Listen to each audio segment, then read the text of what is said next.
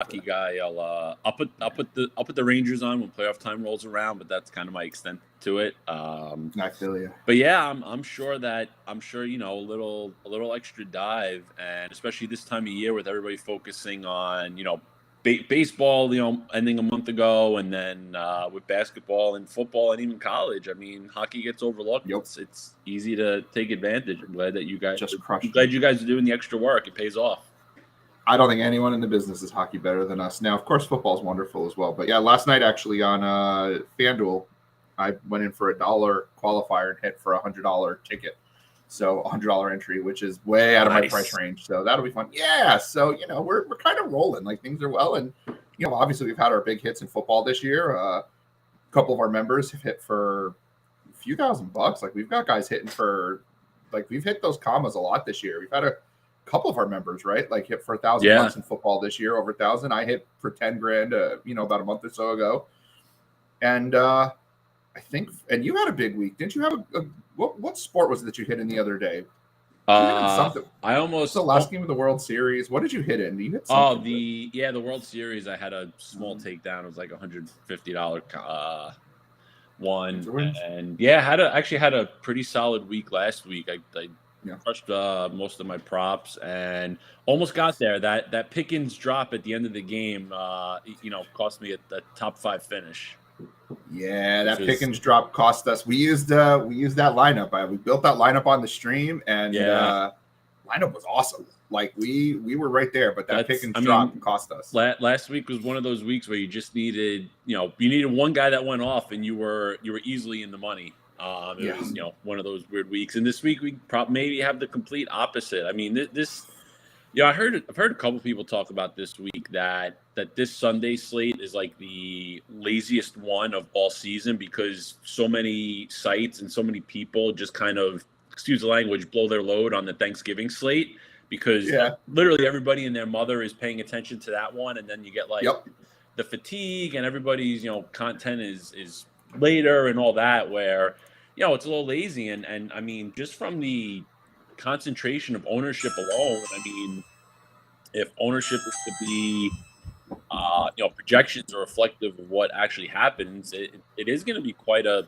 lazy slate from what people are building and what's there. So it's very, very easy to pivot and get a little contrarian. You froze or I froze? No, it's me. Oh, there we go. We're back. All right. So yeah, it definitely feels like a lazy slate with how much chalk there is and how high it is, but also too, it makes for it to be pretty easy to get contrarian or have some pivot plays because there are good spots. It's going to be I think it's going to be a very weird one. I think it's going to be weirder than last week was. See, I'm in the complete opposite field. I think this is one of the best slates we've had in about a month. I think there's games we can actually play. The afternoon slate doesn't suck at all. Like, it's a great afternoon slate. The morning slate is not great, which actually I think leads to when we get to the tournament section, talking about maybe just playing some 1 p.m. only slates because that's where I think the real skill is going to come in. I mean, right now, I think if I'm not mistaken, and I have not looked at ownership this week. I'm trying to avoid it, and I will explain why. Though, I mean, we can talk about it here, but I've been personally trying to avoid it. But I find almost all of my builds are coming in heavy afternoon. And I just think that's the place to go. And I think it's going to be chalky, but I think there are ways we can pivot. Having read your article, I specifically made a couple of pivots that I think if they pay off will, and if they won't, I'm not going to win. Like, it's just simple, and I'm okay with that. It's I keep going back to the prophecy, the whatever it is, the philosophy that winning is uncomfortable. Risk is uncomfortable, but that's how you win these tournaments. So I specifically made a couple of risky lineups where I'm sure I'm not on the chalk, and I'm okay with that. But in terms of cash, I have not looked at ownership at all. I will, full disclosure, I'm not playing cash. I stopped playing cash last week, and I don't see myself playing cash again the rest of the year until things change. I don't know how much people listen to SiriusXM, but I was listening on Wednesday, and we've been talking about this for a while now, but Jeff Manns kind of went off a little bit on Wednesday about the optimizers and the single entry trains that are being run, the exact same lineup from different people because people are getting lazy and using the optimizers. And it's really hard to beat the optimizers. Not that we're not talented enough to beat it, but when everyone's riding the same players, you have to be kind of perfect. And if you're going to be perfect, why are we just not playing tournaments? And so I don't want, like, if I'm playing higher stakes, if I were playing high stakes, I don't think there's optimizer trains running as high in the stakes because high stakes players tend not to do that. But I don't play high stakes. You know, I'm a teacher. You know what I mean? Like, I do this. This is a side gig. It's fun, and I think we're good at what we do. But you know, big win aside, that money went aside for a vacation. That did not go back into my bankroll. The whole 10 grand went to, you know, I kept 200 of it for my bankroll over on Yahoo. 40% of it went aside for taxes, and the rest of it went for vacation. So it's like, I didn't change my bankroll because of that. I didn't change my play style. So I don't play more than $25 double ups, and I just opto trains are running hard on those. Yeah. And they're not in higher stakes. So higher stakes, there's an avenue for it. But if you're playing lower stakes, it's just not fun to play cash anymore. No.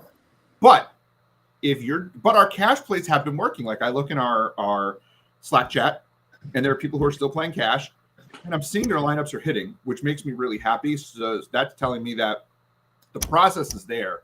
But also, if you're playing for lower stakes, again, I'm not trying to make a living off of the fantasy games.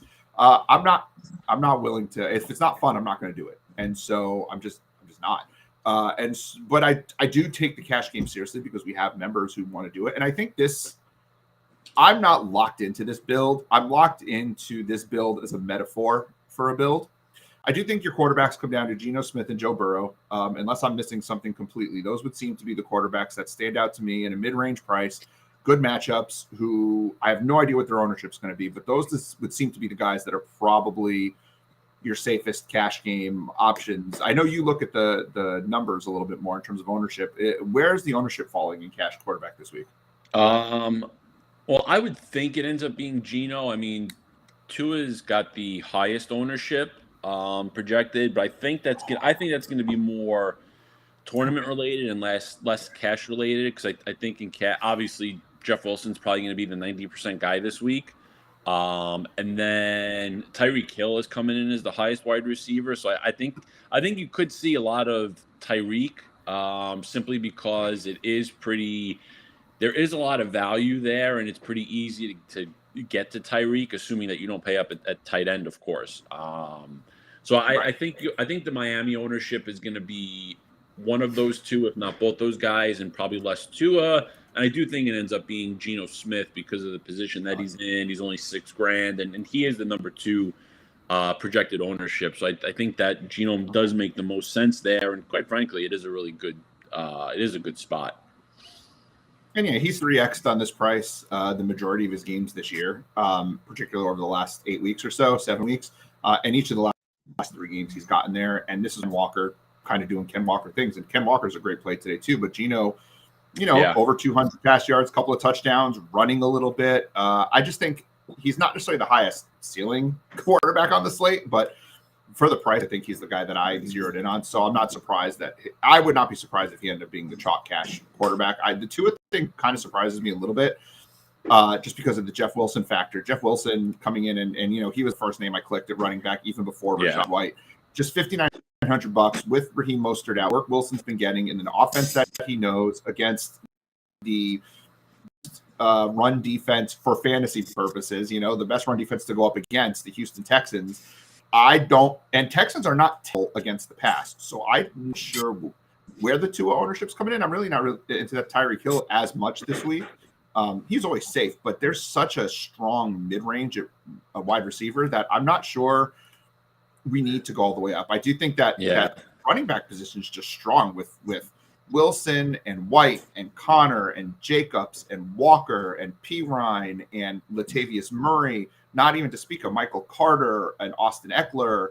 And I mean, one of my favorite tournament plays is Nick Chubb, as always. Running back is so loaded this week too. So the thing with Tua, the thing with the Texans pass defense, it's actually a little misleading, I think, because they're seeing like less than 20 pass attempts a game from the defensive side, because they're so bad against the run that teams really haven't needed to pass, because you just run all over them and their offense doesn't move the ball. So it's like you put up 21 points just on the ground and Houston's not even cracking 10. Teams haven't needed to pass against them. So it's But is Miami going to have to pass against them today? Well, like, no, and that's like I don't think the volume's going to be there. Like whether they're good against the pass or whether there's no pass attempts, it's still not a play that I'm going to make. I'll use them in tournaments for sure. Yeah, but I don't see the cash avenue. Oh no, it's just not there unless unless Kyle Allen completely turns around this offense, or it was Davis Mills. I mean, the Houston pass offense was okay last year, but Mills like really just fell off. So I don't know if maybe with Cooks and Collins there, does Allen actually get them the ball and put up some points? Like, listen, if Houston. I mean, the Miami pass D hasn't been very good. If Houston somehow puts up 10 to 17 points, yeah, Miami's pass game could be, the got to have it score. But again, we're relying on Houston to do something they haven't really done all year. That I don't really know if that's going to happen. Where's the Brian says he thinks the Dolphins D is chalk. I'm not so sure they will be. Again, Gutta, you can check that out, but yeah, I mean, Kansas City's probably going to. Kansas City and the Jets probably are going to carry as much, if not more, than I like the Dolphins. I love them in tournaments, but Kansas City should be through the roof, right? I mean, Kansas City will probably be 70 to 80% in cash, and I would expect at least 40% in tournaments. Yep. I mean, the Dolphins, on I guess without the price, sure, the Dolphins would be the most popular one. Yes. But, I mean, the Dolphins are the third highest priced defense this week. The second highest price. I mean, $3,900 for a defense is really difficult, especially that their secondary has struggled. That makes it a little difficult to trust a team like that. And you need a defensive touchdown and multiple sacks to put in a position where it makes sense for that defense. And that just screams tournament play. Like, to me, they're just they just get enough sacks to be a cash play for me at this price point, especially again when you've got the Broncos, the Chiefs, and the Jets all cheaper, all in equally as good spots. So I'm not quite. That's the whole thing too. Yep. You mentioned it earlier, so we're going to jump right to it. Travis Kelce, right? I mean, it's so easy to this week. He's got to be projecting to be highly owned, unless I'm totally dead wrong here, but this has got to be the week to play him. The advantage he holds, his season's historic. Like, he's only gone under 20 points 3 times this year. If you don't have Kelce and he goes off, this lineup, your cash lineup could be totally screwed this week. Oh yeah, I mean, completely. I mean, right? I think we talked about it last week or 2 weeks ago, but this particular Kansas City matchup is very reminiscent of that Jets game from last year. I forget if it was last year or 2 years ago, where same kind of situation. Kansas City was, a heavy favorite, probably the best offense on the slate, and people were afraid to play them because, well, the Jets aren't going to put anything up, and I think Mahomes threw 5 touchdowns in the first half, and it's like, sure did. We had a lot of Kansas City. Yeah, and that's the one thing too. The Rams defense actually is still pretty good against the run. I mean, they are missing one of their starting D tackles, which is going to hurt the run defense. But again, I mean, the run game hasn't really done much for Kansas City, and like, I mean, yeah, I'm going to have some Pacheco exposure because if the game does play out, and like, let's just say, the touchdown just go the running back's way, Kelce gets tackled at the 1 yard line 3 times and the running back's just jumping in. I mean, that changes a slate really, really quickly. And I think particularly the Chiefs defense doing well, I think would set up well for the run game also. But yeah, I mean, I think that it's a really, the Kansas City pass game. I mean, Kelce's got to get, tons of targets. I mean, because Juju is back and he's healthy, he's good to go. But there's nobody there that's catching passes. I mean, yeah, maybe Sky Moore or Justin Watson get a couple obligatory targets, but I mean, Valdez-Scantling has just disappeared. Hardman was kind of trending as the number 2 receiver, but he's out also. I mean, there's just like, why shouldn't Kelce get 10+ targets just in the first half alone? Yep. I hear you. It's just something that we could see. I mean, their ownership will probably be a little bit higher in their position. Like, Mahomes probably will be top 3 to 5 owned. Kelce will probably be the highest or second highest owned. But when you look at it from look at it from the stacking standpoint, like Juju's not carrying much ownership. So if you stack the three of them, you're already pretty unique. And then, it depends how you build the rest of the roster too. If you pivot off of, if you do that 3-man stack and you pivot off of Jeff Wilson, well, you're going to be different than probably 30 to 40% of the lineups right there without having Wilson.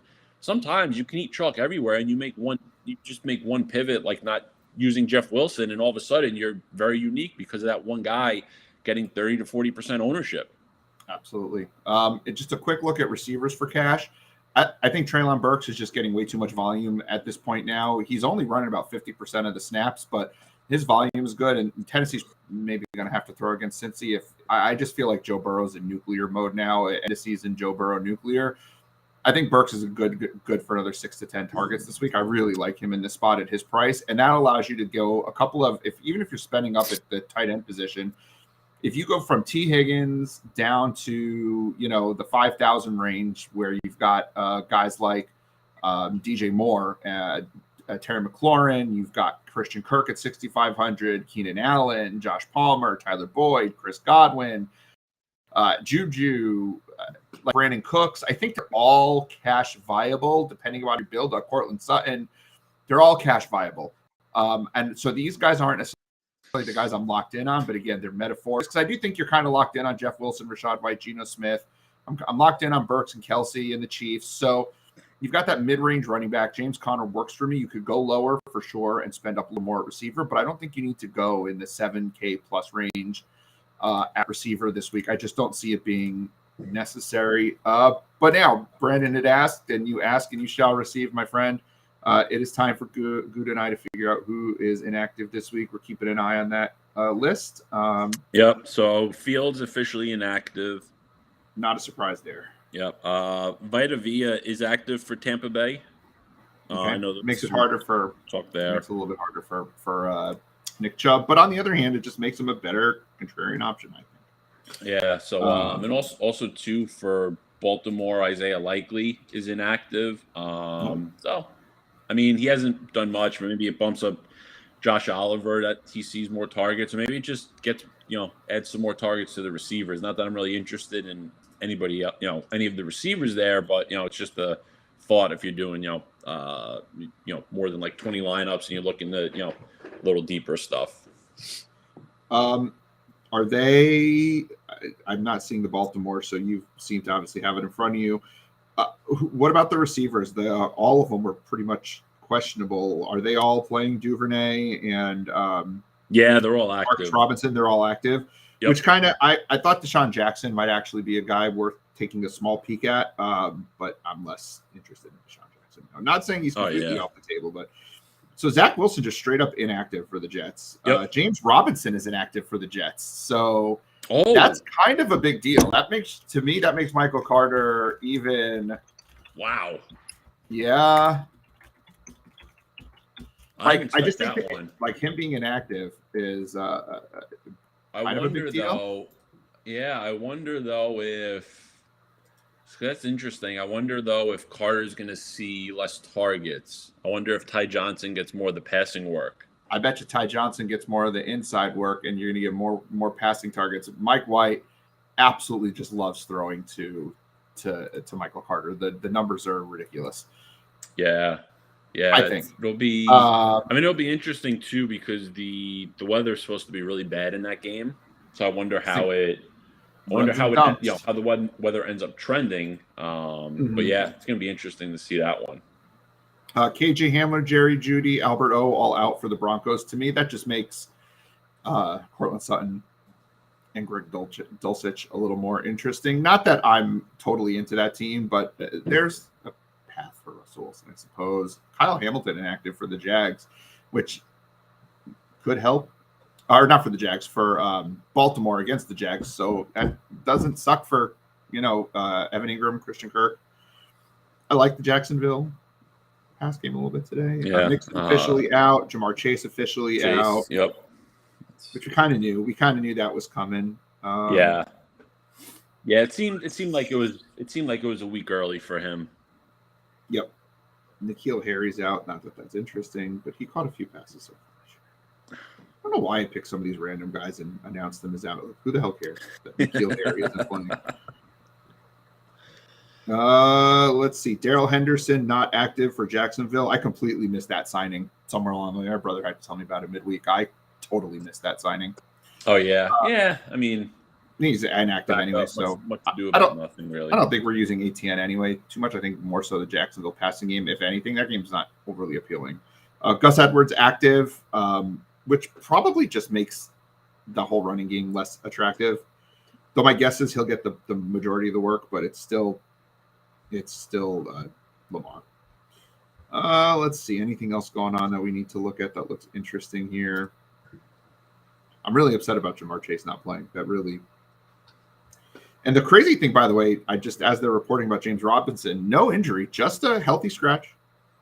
Just a nice, healthy, we don't like you anymore scratch, which is, I find that really interesting. Yeah, I mean, there was no hint of it. It wasn't on the injury report, nothing. It just really out of nowhere. So I wonder, Mostert officially inactive. By the way, catch War Games last night? Did you happen to catch Survivor Series? No, I didn't. I did not. How was it? Oh my goodness, it was a great show. The ending was fantastic. Literal goosebumps. Like it's just they're just telling a great story these days with Sami Zayn. Nice. I just happened to see it on my timeline. That's why I brought it. Really good stuff if you're into wrestling. Really good stuff. Have it on my list to get to. I just actually finished Full Gear last night. What'd you think of Full Gear? I thought it was great. I love AEW. AEW is good. Full Gear is I love me some MJF. So yes, my dude right there. So. He's the man. Full Gear was great. That's one of the few things I'd actually not afraid to pay for. Like I love that I get my WWE pay-per-views for $5 a month with the Peacock, but I don't mind dropping $50 every 3 months for some AEW. Very much. No, not at all. It's well worth it. All right, let's see. We got another question into the chat. Let's see. Edwards active. Let's see. What does Brian have to say? Thanks for jumping in the chat there, Brian. Big Matt was in the chat too. Brandon, good morning, everyone. Anyone else who's in the chat, if you're interested in dropping some questions, we're here to answer them.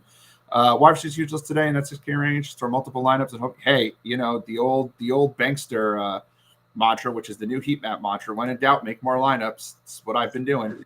Yeah, I mean, there's so many ways you can go this week. Let's talk about that. Let's start with Baltimore, Jacksonville. From reading your article, I didn't see there was a ton of love outside of the normal Andrews, Lamar stack with maybe a Christian Kirk bring back. Is that how we're reading this game, or is there something else you like tournament-wise for this game? I mean, that's pretty much it. I think there's potentially an avenue for Gus Edwards. Just depending on, I guess a lot of it too. Lamar was kind of questionable during the week. There apparently was some doubt on him playing. I don't know if that was a little let's screw with the opponent, or if he's kind of banged up like that. So I guess we'll see what that looks like. And I think Gus Edwards is much healthier than the questionable tag this week implied, because he really was trending to playing last week, and then just kind of out of nowhere they sat him. I think it was because they played the Panthers, and it was we don't really need you. Let's just keep you on the sideline and give it the extra week type of thing. They almost did need him. I mean, I know there's always that NFL thing. No team overlooks any opponent because any given week and all that crap. But I think that was the case last week. So I think Edwards is very healthy and good. Because like I said, he should have played last week. So he's back to full practices and all. So I think Edwards is a very interesting play in that kind of cheap running back range. And I think too, I think this is a good spot to stack simply because it's one of the few upside spots that's actually going overlooked. Like, there's you usually get a couple spots when you have a bigger or better slate like this. So I just think it's good to target. Like, I kind of warmed up on it overnight. And it makes sense. I mean, Lamar has really struggled since that Miami game. He hasn't really done as much, but we know any week the guy can give you a 40-point ceiling, and if he's going for 40, you're likely getting 4 to 5x on Andrews also. It's just kind of the reality on it. And I think too, I just think with how the Jacksonville defense has deteriorated, You can also, I think you can do Jackson, Edwards, and Andrews as well, because really, I mean, the offense is just kind of those three players. And then the Jacksonville side, I just think it's Christian Kirk to bring back, and that's really all I would kind of look at. Yeah, Kirk's been just a target hog all year. 6 or more targets in every game this year, every game but one. And really, he's really been close targets in all but like 3 games this year. He's been quite good. And, lining up from the slot definitely helps. Kyle Hamilton being out helps. I do feel, I still don't know if you guys saw, I put Brian's comment up here. Drake not scoring from the one last week cost him $1,750, which we don't like to see. But it also says that your lineup is pretty damn good if that's all it took to cost you that. So I had a lot of lineups that everything, just entering cost me $1,750 because I was out of it on some of those. But so maybe this week we get you there. Denver, Carolina. Is there anything you like in this game outside of maybe Murray and the Denver defense? I think Deontay Foreman's a little appealing. Again, you don't maybe necessarily need to go that way, but if you really want the guy that's being overlooked, we're going to work with the assumption that Denver's defense didn't figure it out this week, and they're not going to come in and drop 30 on the Panthers. Which, it should be a relatively close game. And Foreman's involved, he's not getting targets, but, they're feeding him the ball. They're getting him, and so I just think it's, an appealing upside spot. The Broncos' run defense is their weak part as well. But other than that, I'm not looking at anybody in either passing game. There's just better areas to go. Maybe Dulcich, but even that, I think there's better tight end plays. There's some talk DJ Moore could have a decent game. If Patrick Surtain's covering him, he won't. But there's some talk about a good game because Sam Darnold tends to like him. And at his price point, I am running DJ Moore back a little bit this week if I'm using Latavius. But mostly if I'm using Latavius, it's Latavius stacked with the Broncos defense as opposed to running it back with DJ Moore. It's going to be an ugly game. A lot of games are going to be ugly this week. But I think just once we get to the later games, there's some high-scoring goodness. Tampa, Cleveland, a little bit of weather in this game, but it shouldn't be a huge deal. Weird matchup. There's nothing fun about this matchup. No, it looks like the weather may not be a huge deal. Rain maybe early and then kind of passing, I think, assuming it holds. And then, you kind of get the natural pivot, stack the Tampa pass game and fade White, is the easy pivot. Also, too, we can give historical, right? Brady has always kind of been great after the bye weeks and all. The offense has started to turn it around slightly the last 2 weeks. So maybe this is Brady's divorce revenge tour. So we'll kind of see where it starts to go. But I think the Tampa pass game is a solid stack here. I do. The Tampa rush defense hasn't been as good, I don't think, lately.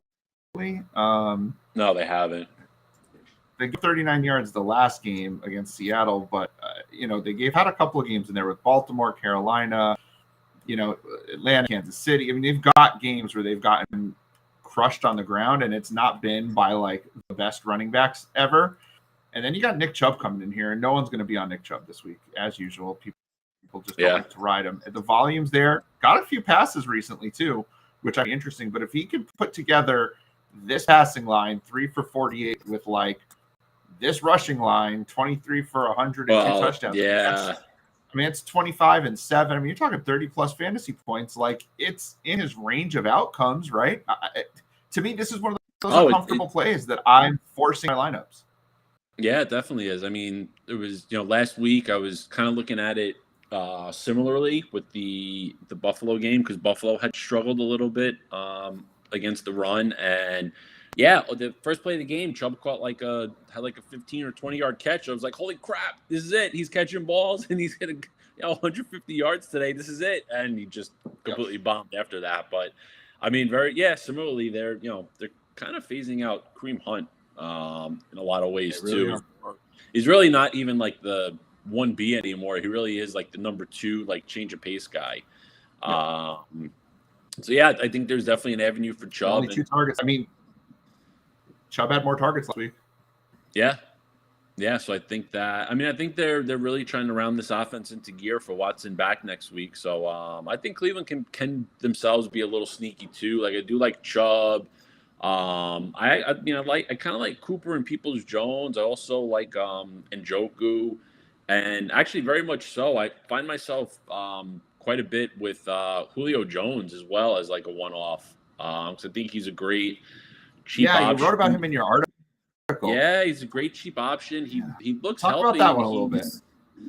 Yeah, I mean, listen, he's starting to see some targets. You know, he's making plays, and I think maybe he's finally healthy. And you know, again, with like part of it too is like what are we really going to get from Rachaad White in the passing game? Nothing. Like White's he's a good runner. He's definitely got more juice than Fournette right now. He can catch the ball, but he didn't get any targets in that Seattle game, despite I think he had like 22 rush attempts. 22.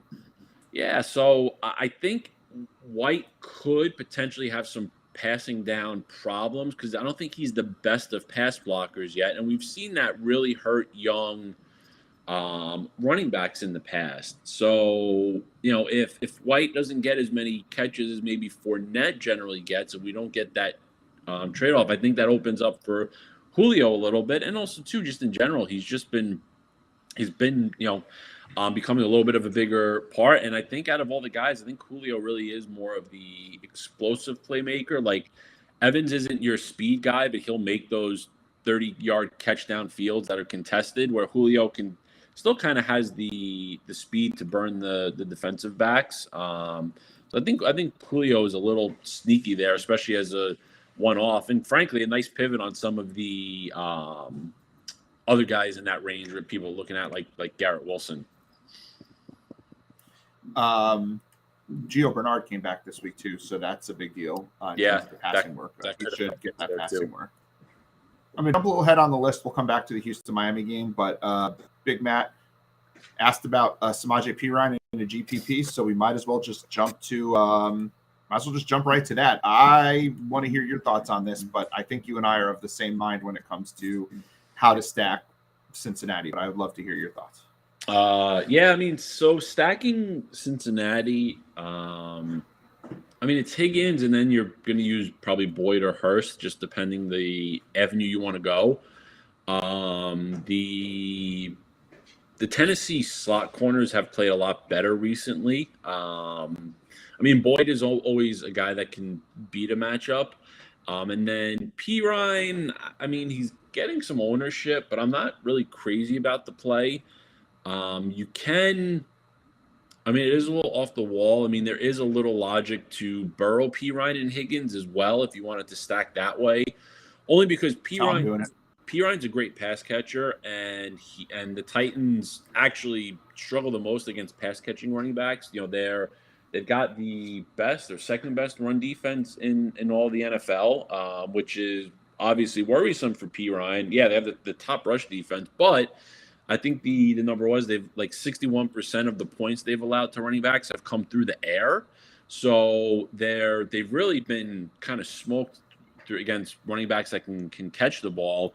So that'll be very interesting to see how that goes with it. So I think there's an avenue for that. And also, too, an interesting thing that I don't talk often about, but I found, there's been other slates where these types of movements have dictated things. I mean, the line has moved. Tennessee was +2. They're now +1 with a lot of the juice on Tennessee as well. And I think that's interesting because these types of spots always set up well for Derrick Henry, and nobody's really talking about it. So I even think if you want to kind of concentrate this game, if you think that Tennessee maybe can put up some more points than anticipated, you could also stack Cincy with Henry running it back, and you find your value elsewhere. I've been using Burks as a run back, but I think with the line movement and the way this is maybe setting up a little bit. I think Henry makes for an interesting one because, and again, Henry's going to get you all the touches that you need. And, if he breaks off that 70-yard touchdown run, he crushes value. I am running back Burks when I need the money. I'm running back Henry when I don't. I absolutely love Henry today. I think this is a great matchup. Cincinnati is not great on the ground against running backs. Big fan of Henry today. I think that's the key. I think Tennessee is one of the only teams I've ever watched in the history of football, and they've been this for about 3-4 years now. When they are behind, most teams throw. Tennessee just pounds it more with Henry. So even if they're behind, I don't think it completely takes Henry out of the game. As long as they're only behind a score, score and a half, like a touchdown, a field goal, maybe they're going to keep running it because they know Henry is still their best option. But if not Henry, it's going to be Burks. I think, especially in that kind of a comeback. So I like Pirine more, I think, than Gutta a little bit in a GPP. I probably got more Pirine than I should, and I'm stacking that way. Yeah, I think I'm just sort of blown away by 3 touchdowns through the air. And that stat you did put up in the article, that stat you put in the article really swayed me a little bit. The fact that Tennessee does give up the majority of their production to running backs through the air, I think that's big. I just don't see. Since he's running much, it's going to be a lot of Burrow. Yeah, part of it too is though, because of the price point, I'd almost rather Jeff Wilson over Pirine, even with the ownership. Or if I'm looking for the lower ownership, I'd almost rather Pacheco, Carter, or Antonio Gibson over Pirine. So that's kind of why my exposure is low on him, just because I think there's guys in other spots that can do better regardless of game flow, where Pirine, you kind of need the game flow to go the right way, I think, for him to hit. Right. Which, again, when you make GBP lineups, that's what you're building for anyway. But I just think that if you have some things go against you, you can still kind of get running backs that pay off, where Pirine has a little more downside in a sense from the game flow. Speaking of Pirine, how about LaMichael Pirine's team? Don't play LaMichael Pirine. I didn't on the Dolphins. I just saw it and I said, oh, what a segue. Let's talk about Houston and Miami. We talked a lot about this in the opening, so I don't spend too much time on it. Jeff Wilson's going to be chalky chalk. I do like running him with the Dolphins defense as a stack. And I had no clue that the Miami passing game was going to be as highly owned as you're telling me it's going to be, Gutta. That actually almost pulls me off them a little bit more. How are we playing with this game? I just think this is a tricky game. I think this could be a little bit of a mini trap for the Dolphins passing game. Maybe I just the volume there.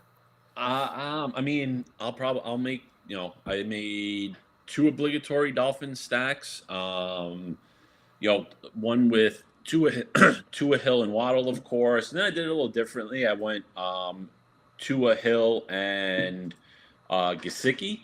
Just to make it a little different. Yeah, you save a little bit, just kind of because, right? Touchdowns can go any which way. And, Houston's like mid-range against the tight end. They're not great, but they're not good. They're not bad either. So, so something like that, all you're looking for is, just a touchdown to go your way. And then another lineup, I had the money, tried a little differently. I just had I have Jalen Waddle as a one-off on a lineup, just because the Waddle tends to get the receiving touchdowns over Hill, and he can, and Waddle too can, is pretty great with those slants where he can break a 5-yard dump off to a 60-yard type touchdown. So I think Waddle makes some sense in that, but I'm not going to go crazy for the pass game either, because the prices really do make it hard. Like, yes, Tua can throw 2 touchdowns in the first quarter, and one goes to Hill, one goes to Waddle, but the pass game doesn't do much the rest of the way because Houston's going 3 and out every time. That's kind of. I think that's kind of the difficult part now, is just the pricing, and then obviously the ownership and stuff as well. And even like, I know a lot of people are always afraid to fade Tyreek, but again, at what, 8,900, 8,800, he's close to 40 points. Yeah, I don't know. I know. He can break. Sure, he can break 2 big plays, but I just, 35, 40 points. I don't know how realistic that is in this spot. I just really don't.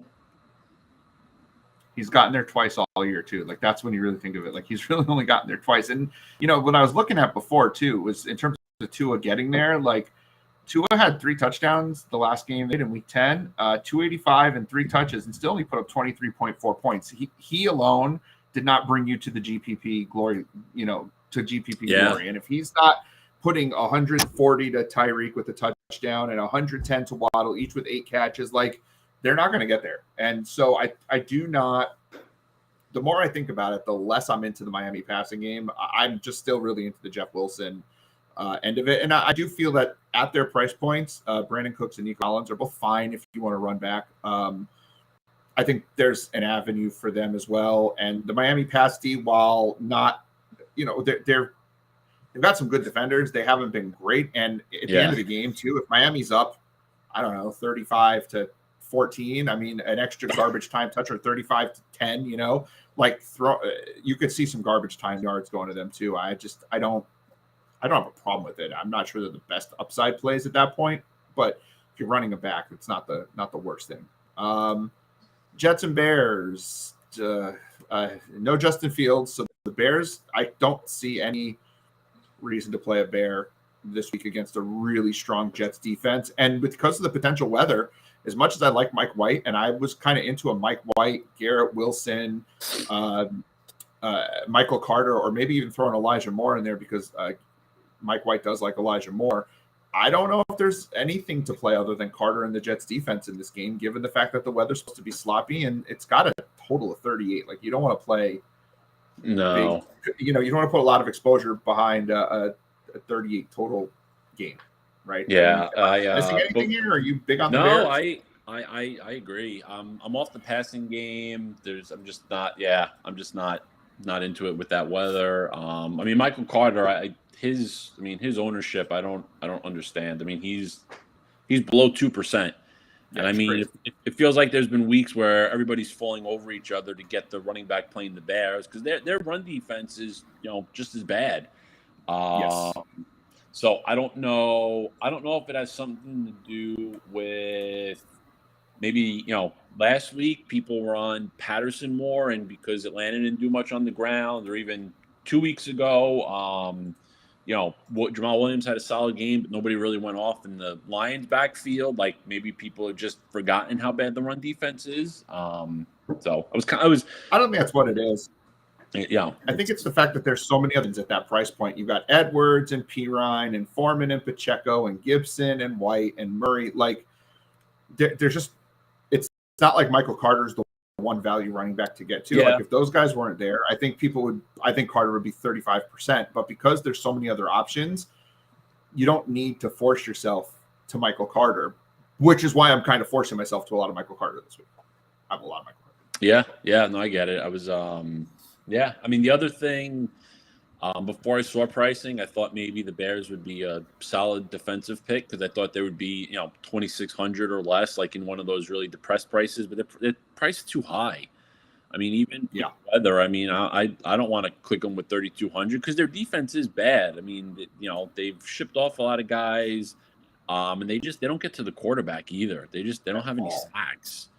So it's unless it's a fluky return touchdown or a fluky pick six type of thing. I mean, the Bears at 3,200. I'd rather spend the extra 100 on the Jets at that point. Give me those guys. Give me the Jets. Give me the Jets. Yeah, I mean, it's their defense is that is where I point good. to right there? Jets. Yeah, give me. I love stacking Carter and the Jets this week. I just think that's. I don't know. I feel like that's a pretty savvy play, I guess. I don't know. I don't think it's savvy in the fact that it took a genius to get there. But if people aren't going that route, I'll gladly take that and take my chances. Like, I don't think Carter's a 30-point guy, but if Carter catches 6-7 passes and rushes 8 to 10 times, get you, 90 total yards on 6 catches, and scores a touchdown, I mean, you're talking 21 points, and the Jets defense will get you 10. That's not a bad return. Like, I think that's within his range of outcomes. Oh yeah, completely. Definitely worth the shot. Atlanta, Washington. I don't know if you're aware of the narrative that's at play here. I had a narrative last week with Washington about how Ron Rivera hated Lovie Smith, and that would be good for the Washington pass, and that didn't turn out well. They ran a lot. This week, the narrative, it's Sean Taylor. It's the 10th anniversary, I believe, of Sean Taylor's passing, and they're revealing or 15th year. I 15. can't remember, but they're 15. They're revealing a statue for him, and they're making a whole big deal out of it, as they should. I just think the emotion's going to be high. Atlanta's pretty terrible. YOLO Washington, baby. And they're cheap. They're very cheap. They're very cheap, Washington. I mean, maybe a Washington, maybe an early only slate Washington stack. Yeah, maybe. Gutta? Or did you get burned too much by Heineke last week? No, I don't know how much Heineke I used last week. I feel like you wrote him up. I feel like you wrote up Heineke a little bit. Probably a little bit, just given the slate. Yeah, I mean, I'm also a little hesitant because the weather might be an issue here as well.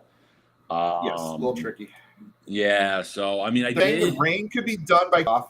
They're saying the rain will be done by kickoff most likely, or like very light, but the field could be a sloppy mess. Yeah, so that's what I worry about a little bit. I mean, I like McLaurin in the spot just because of his target usage is insane and the Atlanta secondary is bad. And I like Antonio Gibson. I mean, Gibson's starting to take over the backfield again. Brian Robinson just has been a plotter and hasn't really done much outside of, if he gets 20 carries and he scores a touchdown, he kind of gets close. But other than that, I mean, Gibson is seeing a high volume of carries and he's getting all the passing down work with no McKissick, and Robinson's kind of got hands of stone. So I think Gibson, again, in that price range where, he's going a little overlooked for the upside that is there against a really bad run defense again. Yep. I'm just another example of, why is Michael Carter carrying such low ownership? Well, again, you got guys like Gibson in that price range that are just all viable plays. There's so many plays this week. There's just so many routes to take. It's almost it's like the opposite of last week where there was nothing, and now there's almost too much, and we haven't even gotten to the good games yet. Like, that's the crazy part. Like, the three best games on the slate outside of potentially Cincinnati, Tennessee, which could also be one of those games where defense takes over and it's ugly. But the three best games on the slate are the three we're going to talk about right now. Chargers in Arizona, and then, Vegas and Seattle, and Chiefs, and then not the Rams, but the Chiefs. This is 5 of the best teams on the slate. You liking this game? I can't imagine you don't. I do. Except I knew you right up. You weren't as high on them as I thought you would be in this game. Actually, you were less high on this game than I thought. Yeah, it's. I mean, it's a little bit of a tough one. Like, I like the pieces, but I mean, the quarterbacks have been consistently disappointing, and and that's more kind of my issue here. Like the game, it's got a good point total for the slate, and again, there's a lot of pieces that are in good matchups, but I mean, are we going to see, 35 to 28 type of score? And even that, how concentrated is it going to be? Is, Herbert and Murray both going to throw for 4 touchdown passes, or, is Connor going to run 1 in, Eckler runs 2 in, and it's just kind of like, it's a high scoring but annoying game where maybe some pieces went off, but not everybody as a kind of whole. So that kind of worries me a little bit. I mean, I think the Arizona side is way easier to play simply because, all the production, it's really only Connor and Hopkins left. I mean, there's nobody on that offense. Hollywood's going to be extremely limited even though he's back, which I'm actually surprised with them having the bye next week that they're even kind of rushing him back. But I guess with the injuries, they don't have a choice. Trey McBride's a solid play here. Chargers have not been good against the tight end. And again, somebody's got to catch the ball here. I mean, I don't know if Connor's going to run it 30 times, even though the Chargers' run defense is terrible too. But yeah, I think Arizona, it's really just those 3 guys. So that's a little simpler. But then even the Chargers side, I mean, you got 4 legitimate guys that are in really, really strong spots. I mean, Everett's got, a tight end, almost a generational play against the Cardinals defense. Austin Eckler's in a great spot. The, Cardinals run defense has really, really struggled lately. And then you got Keenan Allen at a stupid price, which, I mean, Keenan Allen's one of those guys that I kind of like when he's chalky because, like, his ceiling, he doesn't really have much of a ceiling. Even at this 6,100 price point, I mean, I'm not confident Keenan Allen's getting you 25 points. And you really need 25 to 30 points at the 25% ownership he's getting you. You need him to smash. There's no other, He needs 6 for 100 and a touchdown minimum. Yeah, and I just don't know if that's there. Like I'd rather use Palmer. I mean, Palmer saw a ton of targets last week. He's going to play on the outside. He is more explosive, and there's no Byron Murphy, so we don't have to worry about anybody, going up against Murphy. So the Chargers to me are a little more difficult, but I would it's easy enough to eliminate Allen for me. And then you figure out something with Eckler, Palmer, and Everett, or you even say, maybe they throw, maybe everything is touchdowns through the air, and you can kind of eliminate Eckler at least from your stacks and stuff. That's what I've done. I'm playing this very heavily from the Chargers passing side with a Connor/McBride run back.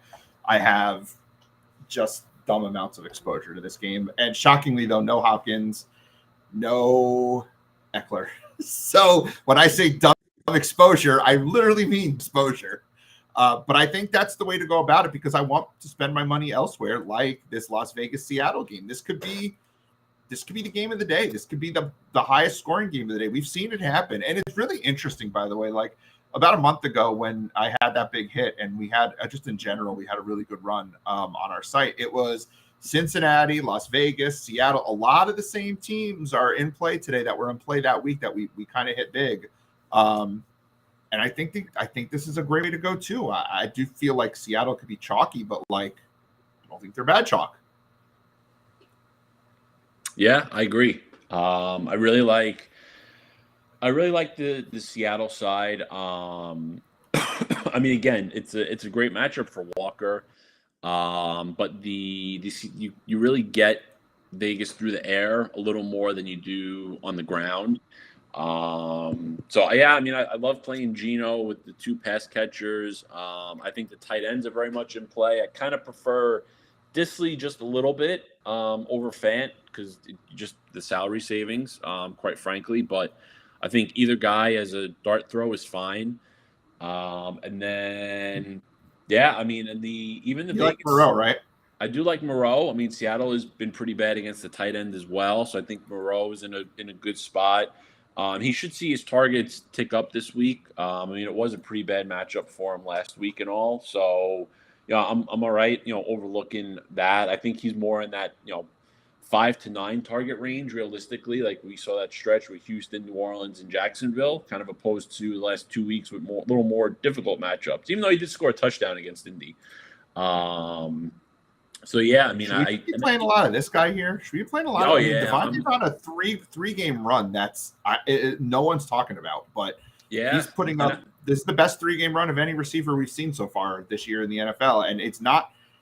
It's just been ridiculous what him and Carr are doing. I just think he's on some sort of a mission right now.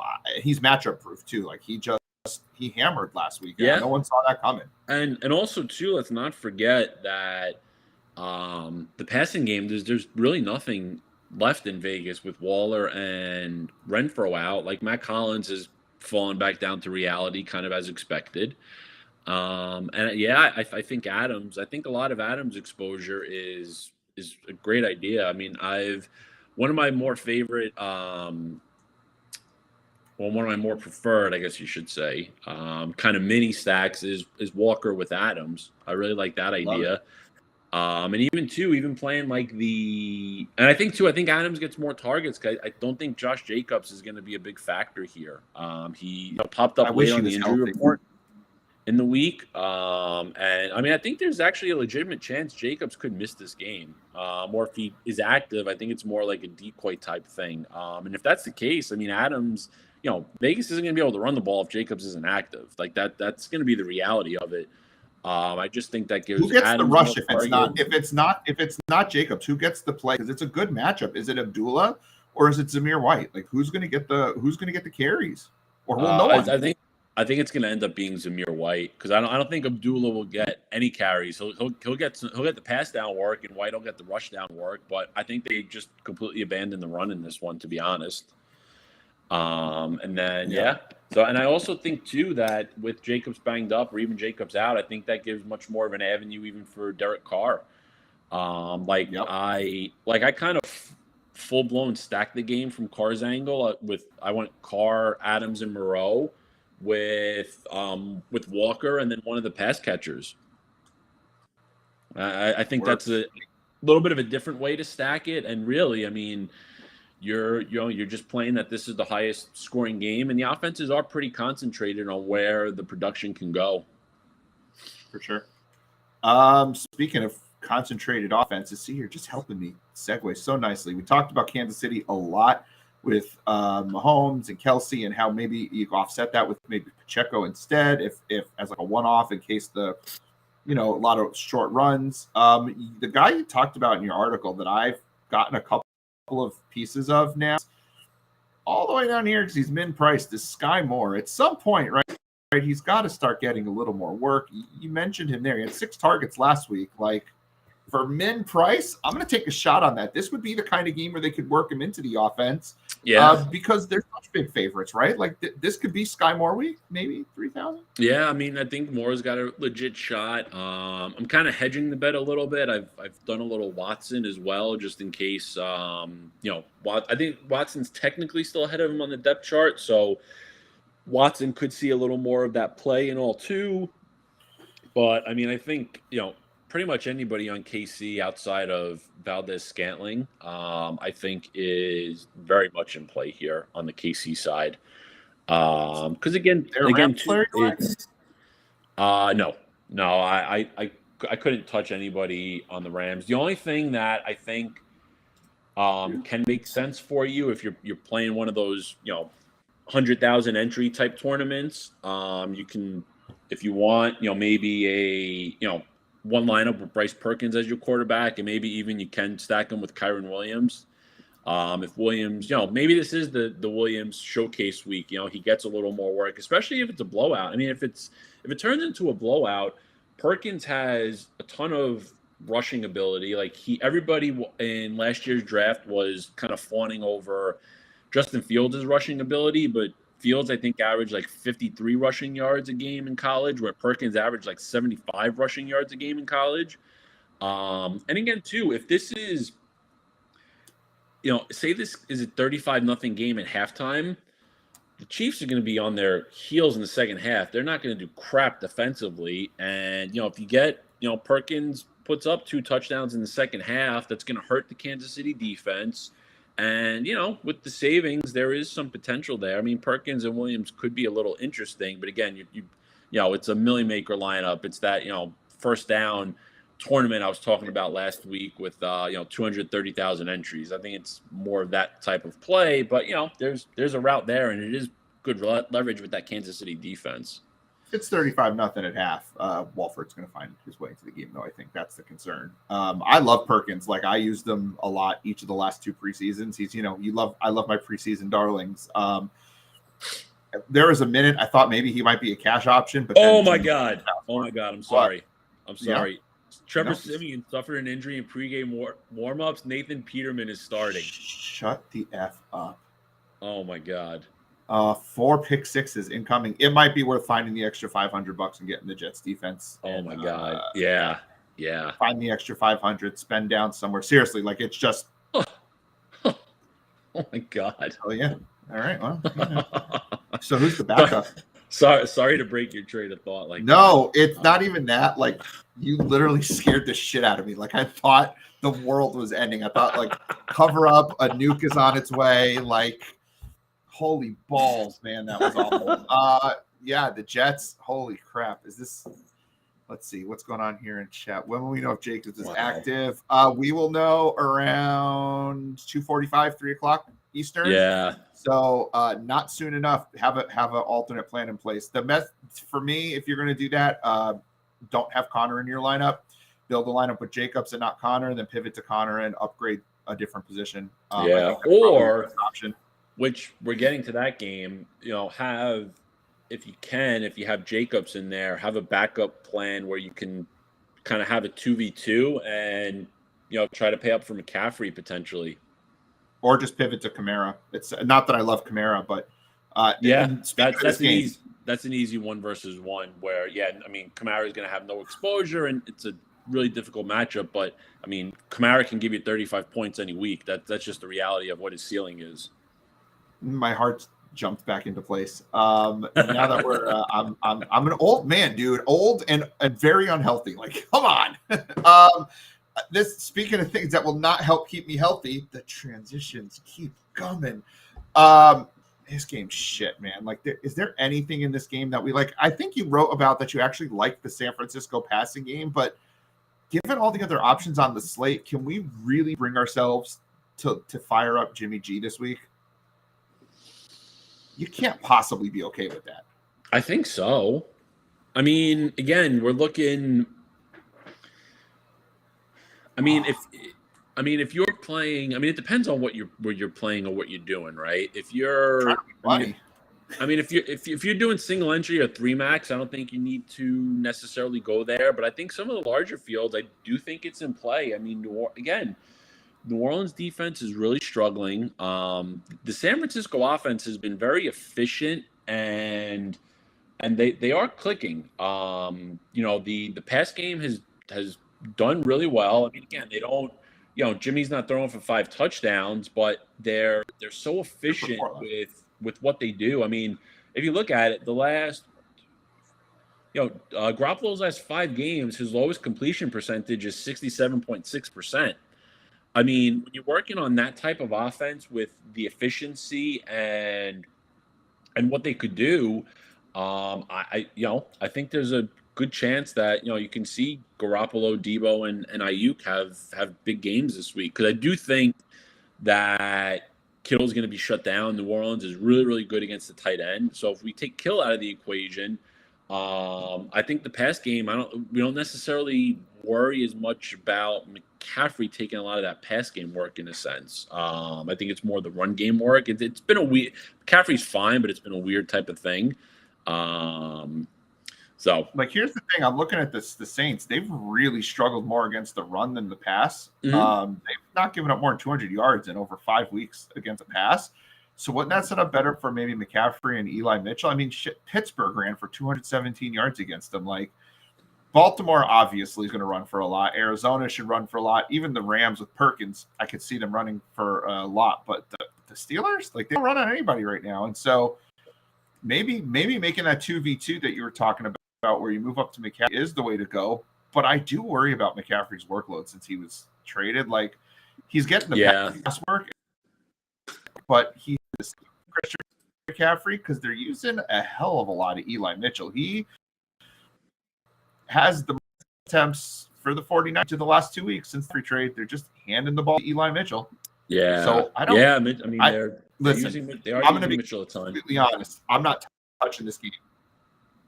I'm not touching this game at all. There is not with what else is on the slate, not to get my late game exposure. Normally I would look at it if I need late game exposure, but I don't. We've got 3 stud games. I just, at the end of the week, I'm curious, Gutta, and you could shoot me a message privately on this one, what your exposure is to this game in terms of who's going to be, if you're 20 lineups, and I make 20 lineups a week, who's your highest owned guy and at what percentage do you have them? And then who's your second highest owned guy? Because from the San Fran game? From this game. Because I don't even I understand we cover the games and we talk about them. I can't see at the end of the day you feeling comfortable putting anyone from this game in more than 3 of your lineups. Oh yeah, it's not even going to be that high. I'm doing 1 stack with Garoppolo, Debo, and Ayuk. And then I'm going to have one additional lineup. I have Ayuk as a one-off. That's it. So we're talking. Okay. So now we're all right. Now we're talking the same language. Fair enough. Oh yeah, no, this is one piece. Okay. Oh yeah, it's not like this is going to be one of my heavier owned stacks. I'm just I think the upside is legitimate here that it can happen, but I also think there's enough routes to failure because Andy Dalton can go into San Fran and throw 3 picks and San Fran shuts them out, and now San Fran's running all day. That's a high probability as well. All right, we're okay. We're talking the same language now. Fair enough. Okay, we're good now. So let's do the thing that we do where we build a winning lineup based on everything we talked about. Usually, I have a good idea of where we're going to go with our stream lineup. No freaking clue where we want to go this week. Well, because I've already gotten. I think we can start easy and lock in the Jets defense. And do we want to? I mean, are we going to stack it with Michael Carter at that point since we both seem to like Carter? I mean, I think that's a good idea. I think that's a great starting point. I don't see any reason we shouldn't do that. That's the most I've spent on a defense all year outside of the Dolphins this week. But I actually think Carter Jets might be as good, if not stronger, than the Dolphins and Wilson at this point. So where do we want to go from a passing perspective? I have exposure to a lot of the games I want to have exposure to at this point, though I don't have any exposure to the Las Vegas side of that game in terms of the passing offense. So do you have a lot there, or is that something we can look at Derek Carr and maybe build? No, let's go there. I've only done like 1 to 2 Carr lineups so far. I mean, I've got a lot of Seattle and Vegas exposure, just not as much Carr exposure. Yeah, no, same thing. Same exact. So I love the idea of taking one lineups and then stacking it from this side. I assume want Ken Walker in there. Yeah, I like the Walker idea. And it just gives you a different, I mean, even though Walker is probably going to be pretty highly owned, it just gives you a different exposure to it with the Las Vegas passing game. Now, how do you feel about running like a Connor Palmer? Or I've so much Connor and Palmer, I don't feel like I need to go here, but I don't know what your levels of exposure is because we both like Palmer in this matchup, I think. Yeah. I mean, I've been doing a decent amount of Palmer and Connor as well.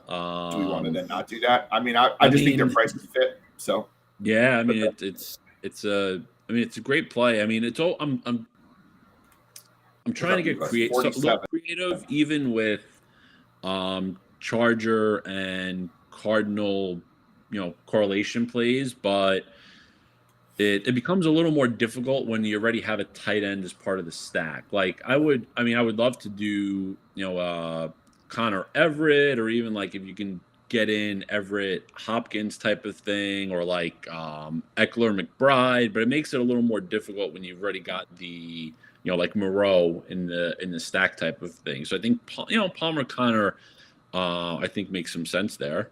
Well, yeah, no, we wouldn't have the money to pull that off. I think it makes sense. I don't think it's necessarily, again, I don't think it's okay, so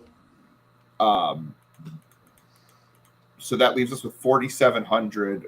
We could take a shot on Van Jefferson. I'm not sure I love that. I'm just trying to see who else is down here. Garrett Wilson, I don't use. Treylon Burks, I'm fine with. There's your boy Julio. We throw Julio in there. Leaves us with 700 on the table, though, which I hate losing that much money on the table. But, we actually can move up from Palmer to Keenan Allen if we wanted to because we have the money. Now, I know Palmer has the bigger upside, potentially. It's up to you. I don't care which way we go with this. Allen, Palmer, and I don't think this is a double tight end week. Let me just throw one idea out here. Hold on. Let me just see what we're at here. Julio. Can we fit Hopkins with a thing? Yeah. Leaves us $5,000. For the Chargers, that doesn't work. You put Hopkins in there and you run Gerald Everett. We could do that too. If you'd rather go Hopkins. Can do that. Everett. And that way we get Julio in there, and that way we get off the Connor thing since we both have a lot of Connor and Palmer. Yeah. And you just run double tight end, which I don't love, but I don't, it kind of is what it is. I do think too in that price range, I think Everett's got as much upside as the wide receivers there. For the most part. Everett, and that leaves a 600 on the table, and I just say so you could either eat the 600 or move Everett to your tight end and just do a single stack but then you only have 4,000, and what are you gonna do with 4,000? I don't think there's a second $4,000 wide receiver I'm in love with. No. I mean, Jahan Dotson. I say we just eat the 600. So do you prefer Hopkins Everett, or do you prefer Palmer Connor? I kind of prefer going the Palmer Connor route. Yeah, I think I do. Even though we both, I think it's the only reason I got off it is because we both have a lot of them, but like, I can't worry about it. All right, there we go. Let's enter that. If we decide we want to switch off to Keenan Allen, we can always do that. There we go. Lock that in. All right. Let's talk about how this week is going to end. What are we going to be talking about at the end of the week, Gutta? What are we going to be talking about? Yeah, what's going to be our big bold prediction? We've hit one of them this year. Let's see. We're going to get Julio 75 yards and a touchdown. All right. I like that. I'm going to go with Kyren